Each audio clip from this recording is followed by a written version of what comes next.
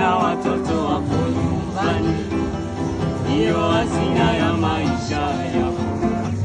Amigo, amigo, wakati tunakupa ushauri, uliona sisi watu fitina, twaingilia mambo yako ya ndani, na kwamba tukwache kama ulivyo, sababu wewe bingwa wa maisha.